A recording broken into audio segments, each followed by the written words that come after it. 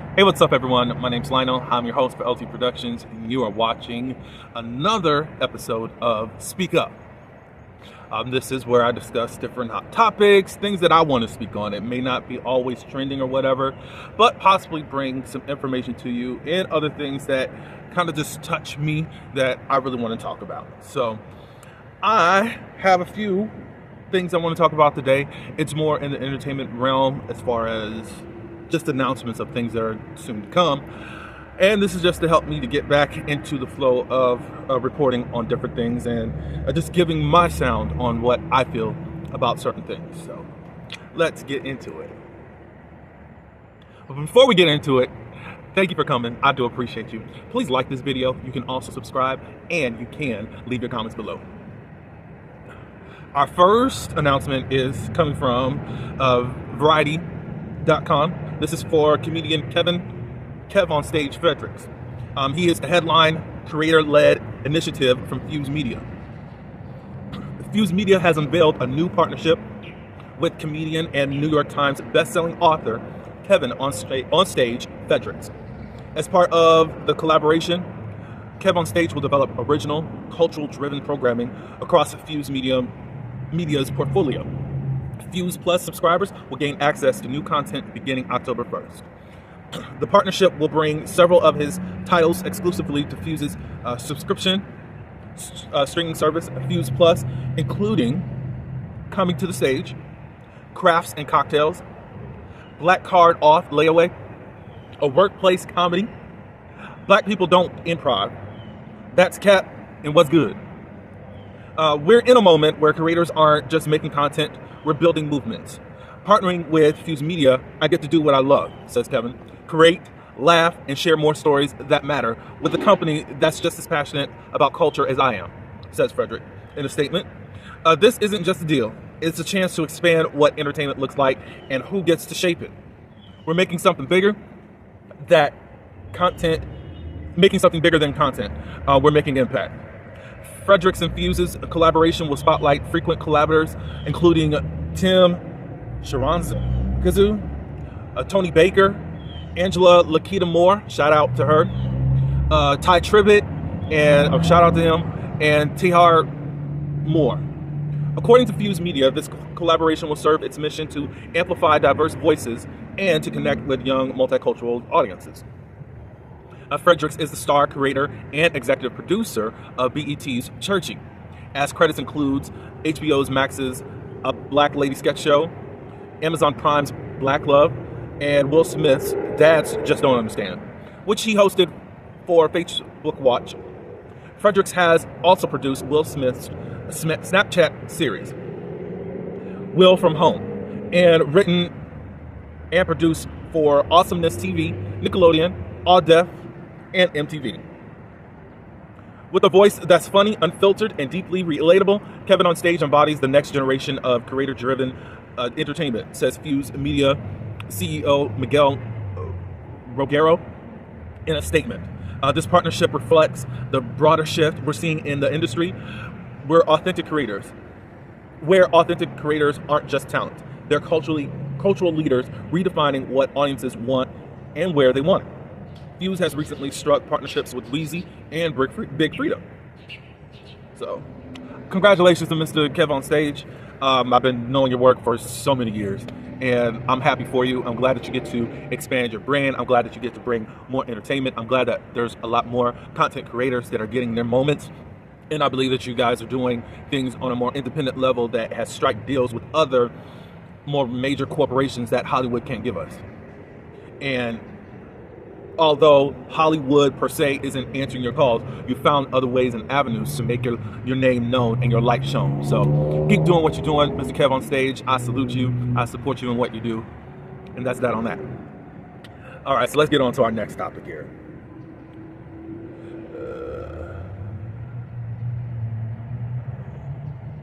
That is an announcement.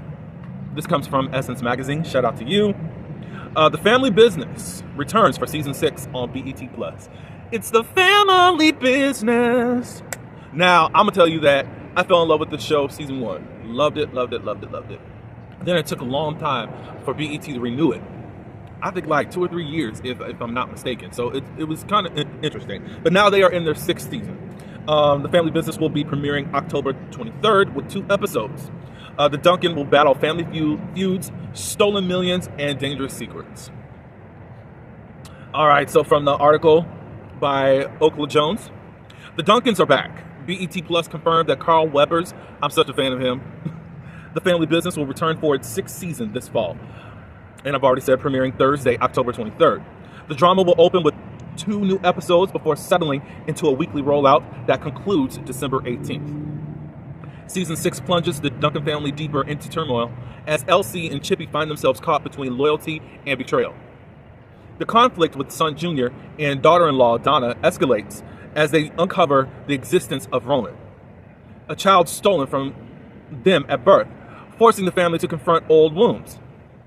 Add to that a staggering $140 million theft and the devastating loss of a close friend, as the Duncans' empire faces unprecedented threats.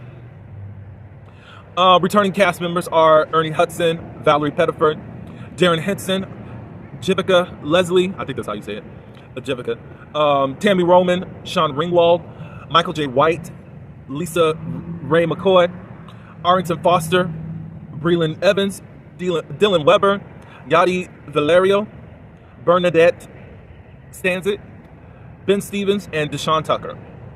The series, which has gained even a broader audience throughout its recent Netflix run, continues to be steered by creator Carl Weber alongside executive producer and showrunner Nicalia D. Brown-Jones. Trey Haley also returns as executive producer and director. Produced by Tridescent Studios and Urban Books Media, the Family Business franchise remains a potent mix of action, suspense, and family drama, one that shows no signs of slowing down. I'm excited for the new season. I'm being honest. I always want to be honest and said that I've watched off and on. A lot of times I didn't even know it was on, just to let you know.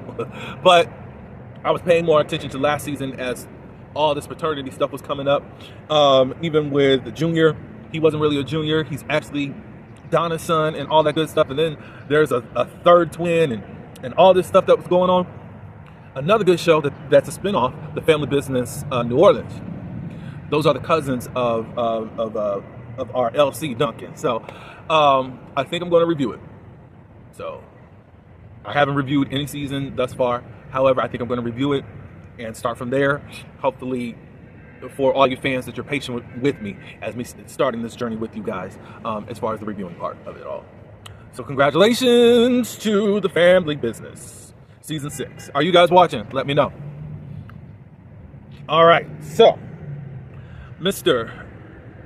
Stefan, I think his name is either Steven or Stefan, James, to play Carl Weathers in Amazon's MGM Studios' I Play Rocky. This is an article from Deadline, written by Mr. Matt Grobar.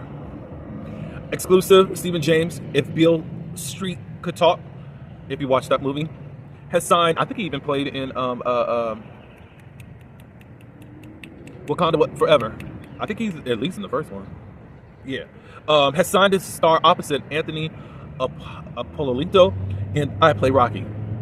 Amazon MGM Studios film looking at the making of 1977 Best Picture Oscar winner Rocky.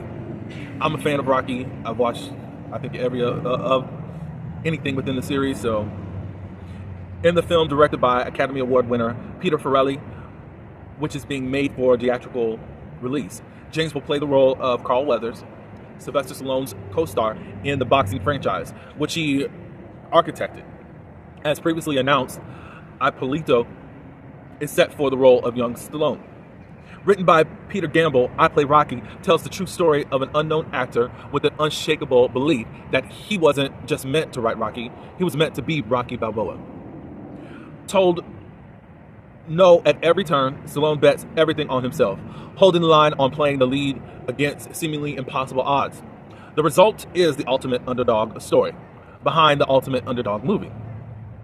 A professional football player turned actor, Weathers played the iconic role of Apollo Creed, the heavyweight champion antagonist to underdog Rocky in the original Rocky from the director John G. Eggleston. He went on to reprise the part in 3 more installments before his character's death in Rocky, I think that was Rocky IV in 1985. though Apollo's legacy has been carried forward by Michael B. Jordan, who stars as the boxer's son, Adonis Donnie Creed, in MGM's recent trilogy of Creed films released by Warner Brothers. The cultural touchstone that established Stallone as a Hollywood agent, the Rocky franchise, distributed by United Artists and later MGM, remains one of the most iconic and financially successful sports films franchises of all time, with 1.7 billion in grosses between the original films and their Creed spin-offs. Toby Emmerich and Christina Abaha will produce I Play Rocky, with Film Nation Entertainment handling production services and international sales. Known for starring in Barry Jenkins' If Beale Street Could Talk, as well as Sam Eslim's EP'd Prime Video thriller series Homecoming, for which he earned a Golden Globe nomination, James plays the title character in the indie drama Ricky from writer-director Rashad Frett, which premiered to critical acclaim at this year's Sundance Film Festival. He's next to be seen starring opposite Alan Richardson in Netflix sci-fi actioner War Machine. The actor is repped by Range Media Partners, CAA, Hilltop Entertainment, and Jackaway Tyreman. So, congratulations, Mr. Stephen James, and we're glad that you're a part of this. Again, I watch anything Rocky, so I'm ready for what's to come. So, let's just get ready for something. And I want to know a little bit more from Sylvester Stallone's point of view and how he made Rocky. All right, I got a couple more announcements and then we're pretty much done. Deadline. This article comes from Deadline, written by Justin Kroll. Now, I didn't know this.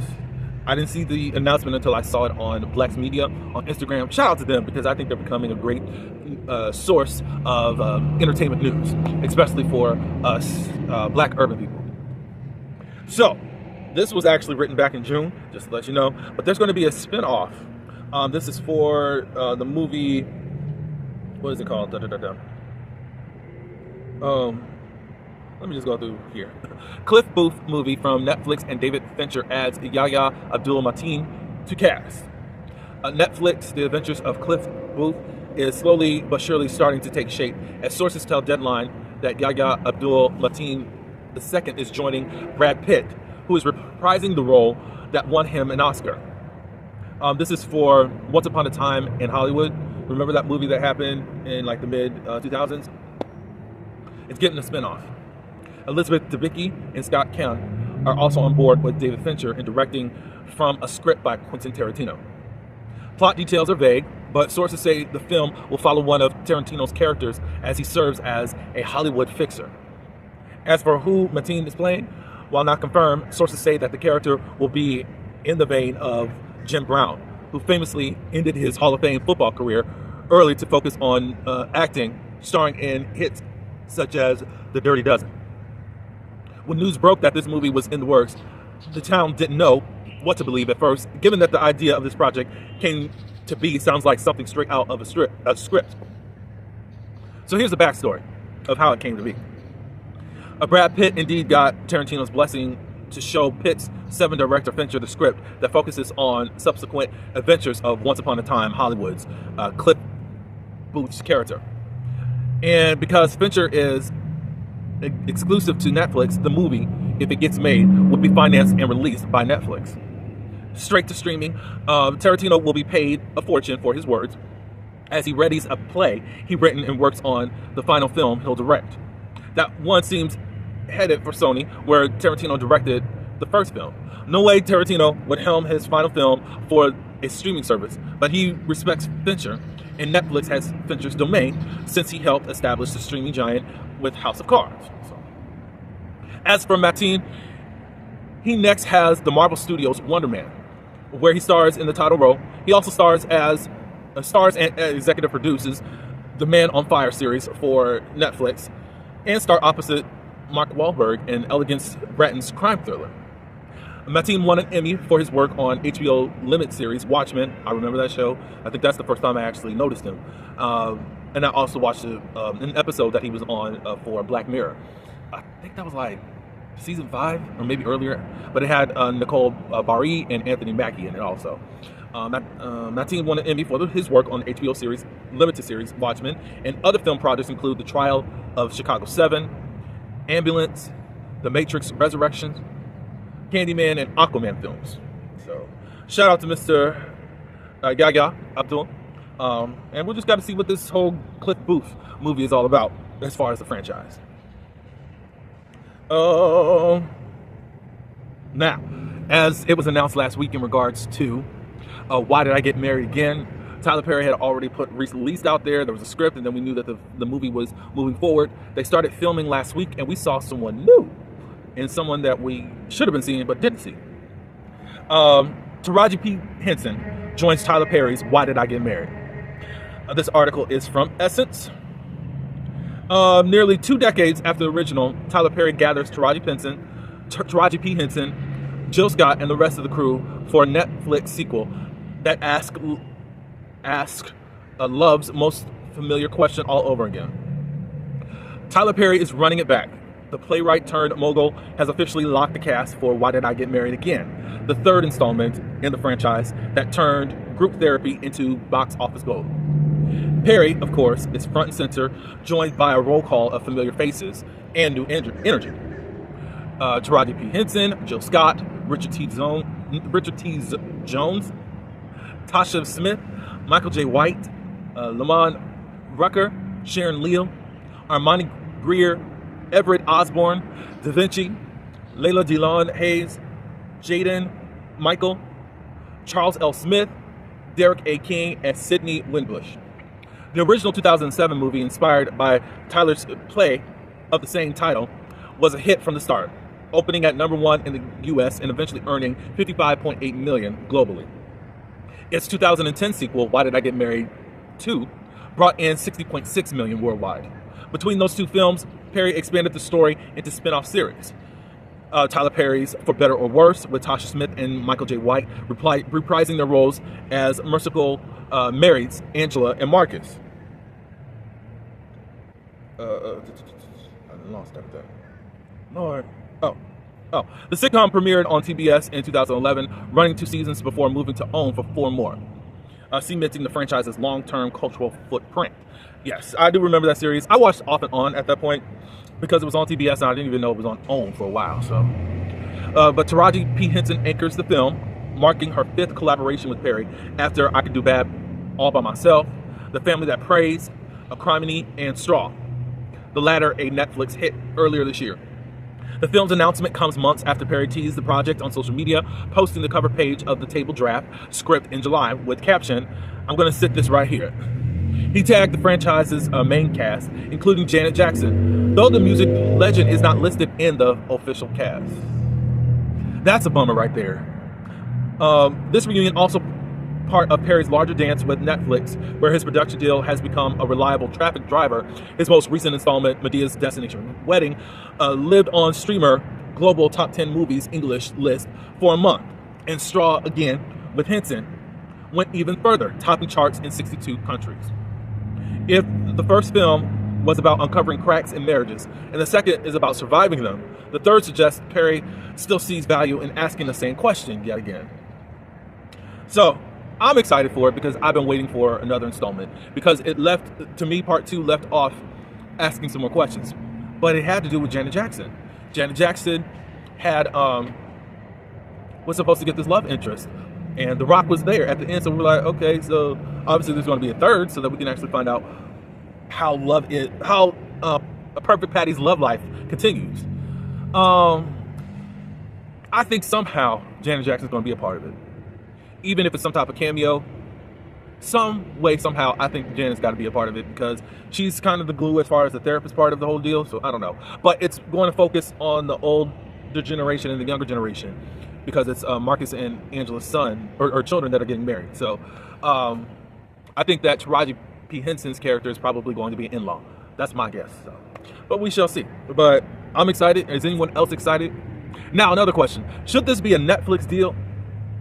Or should this be in the movie theaters? I'm sure that Tyler Perry's got an exclusive deal with Netflix, so that's probably why he can't do anything in movie theaters right now.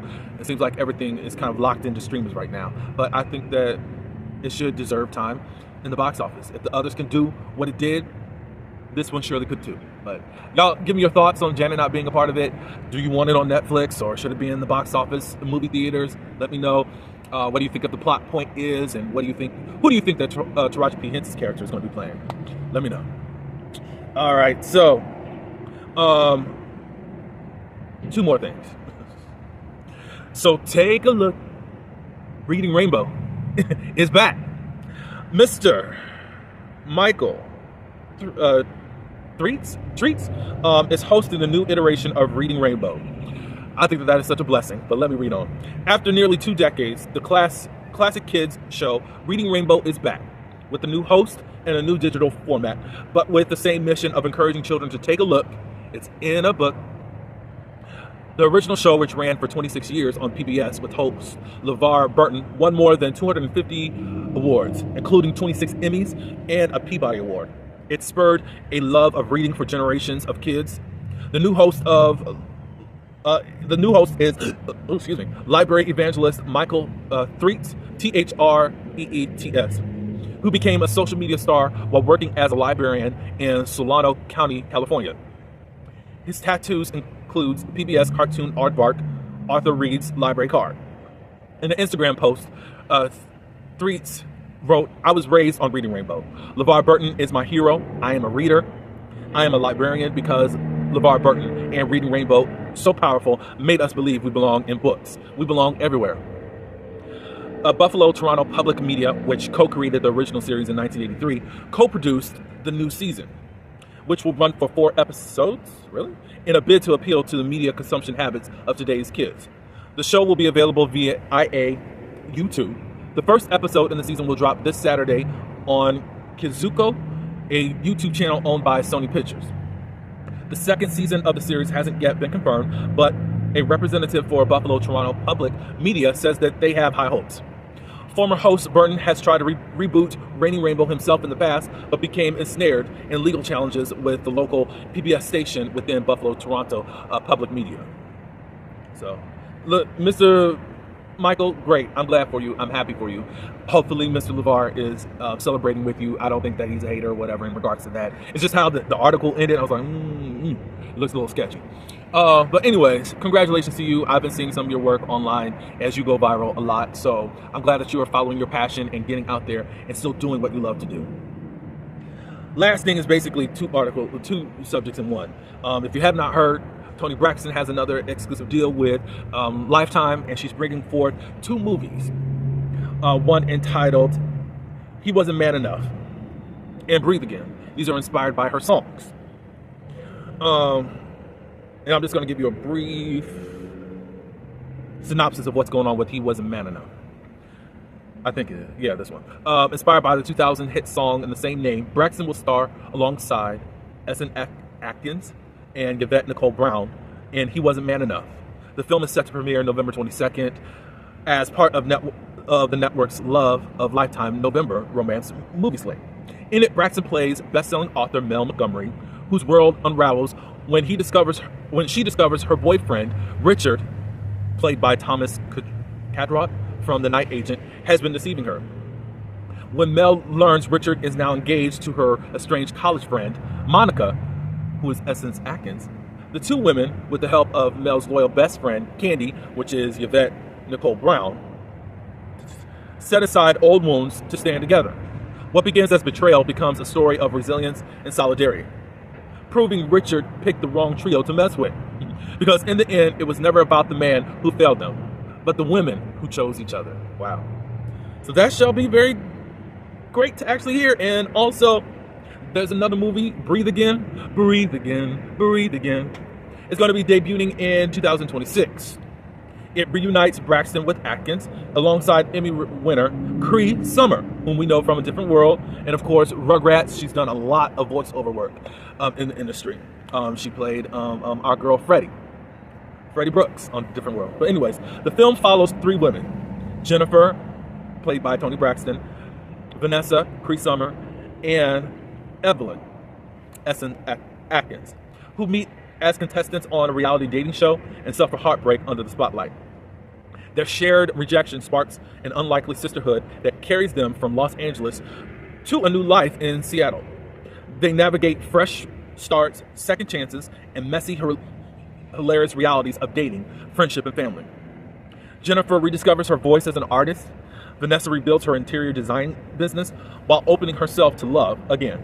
And Evelyn faces her grief by daring to embrace joy and possibility. Along the way, the women learn that while romance may come and go, female friendship is the love story that lasts a lifetime. Both films are executive produced by Braxton, Tanya Lopez, and Kenneth Creer for Lifetime. Stan Brooks directs and executive produces both movies, and executive produced by Gemma Martini and produced by Lighthouse Pictures from a script written by Erika Muse, Tara Knight, and Angela Nissel. Tony Braxton's Breathe Again is executive produced by Howard Braunstein from a script written by Nikita Hamilton. This article comes from Deadline, and the writer is Denise Petsky. I'm excited for both movies. I might do some type of review. Me personally, I think Breathe Again is a TV series. Hopefully, it gets out there in the universe to let us to make it a series. It sounds very hopeful of something of three girlfriends who just come together and now make this world and finding love and all that. So that's my hope for it. But hey, that's just me. But anyways, hopefully you enjoyed this episode of Speak Up. Just wanted to get back out there, my feet out there, and reporting news and all of that, and things that I want to say that affects culture, politically, if it is, or anything that's dear to me. I also have a spinoff called Soundbite. That's where I get more intimate. I may be reporting on maybe 3 stories in a day, maybe one that I feel like I need to go more in depth on, and that's when I choose to go more in depth on that story and doing like a soundbite. It's just like more of a singular thing that I want to speak about. So stay tuned for more. There's a lot happening this month and next month, and I'm excited. So many shows coming out. All I can suggest for you to do, and I encourage you to do, is to subscribe so that you can stay tuned. Again, please like this video, also subscribe, as I said before, and leave your comments below on any things that I've said, anything that interests you. Let me know. Until the next one, peace.